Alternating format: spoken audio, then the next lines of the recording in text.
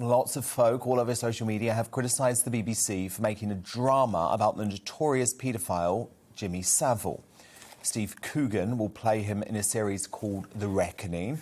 The BBC says it will be sensitive, but the corporation has been criticised for turning trauma into entertainment. Jeff Pope, the executive producer of The Reckoning, said in response the purpose of this drama is to explore how Saville's offending went unchecked for so long and in shining a light on this to ensure such crimes never happen again. Steve Coogan has a unique ability to inhabit complex characters and will approach this role with the greatest care and integrity. Saville is one of Britain's most prolific sex offenders who was lauded and put on a pedestal by the BBC, the same organisation now creating a drama about his reign of terror. It's also been suggested that these true crime series shift the focus away from the survivors and the victims to the celebrity of the criminal. So, Esther Kraku, is it right to make a drama like this?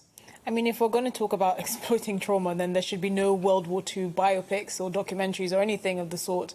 I think it's bordering into the ridiculous. I think that there are other things to worry about than sort of who is getting the next documentary made about them. Obviously, it is important that the public knows about the different techniques that these predators use to get away with their crimes, and it's also for a bit of entertainment. Why not? We watch all sorts of gory stuff. I mean, there are films and series about vampires and werewolves and people getting their heads ripped off, and I don't see how this is any different. Carol, is it weird that the BBC is doing this, given that for so long they covered up for Saville, and that is proven? That is the main thing that I'm worried about here, that I wish it was any other company but the BBC making this show. I think it's a show that has to be made. It's interesting, when I was on holiday, I was talking to a young woman who was 21 years old. She'd never heard of Jimmy Saville, and she was British. She didn't know who it was. So people should know who he was. Yeah. They should know how he infiltrated an organisation like the BBC, how he fooled people. But I just wish it was any other company, because I feel in my bones that the BBC will whitewash their role in this. Especially given it's Steve Coogan, who we know. I'm young enough to remember. To his core.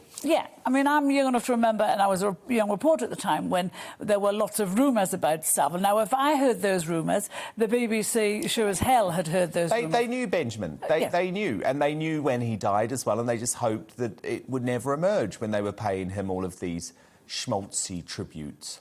I mean, it seems absolutely clear that Jimmy Saville and, sadly, a whole string of other famous faces from decades gone by were abusing in this way and getting away with it, not just at the BBC, but for all sorts of institutional cover-ups.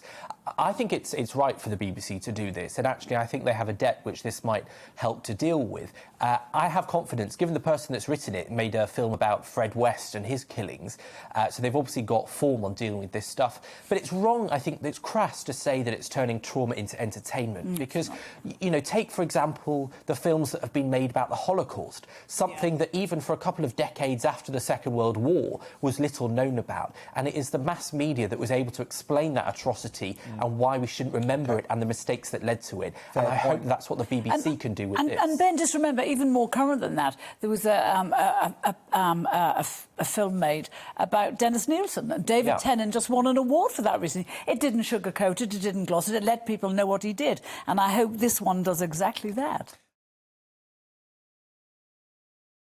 Welcome to the GB News YouTube channel. You can watch us live 24 hours a day, catch up on your favourite shows, and join in the conversation in the comments below.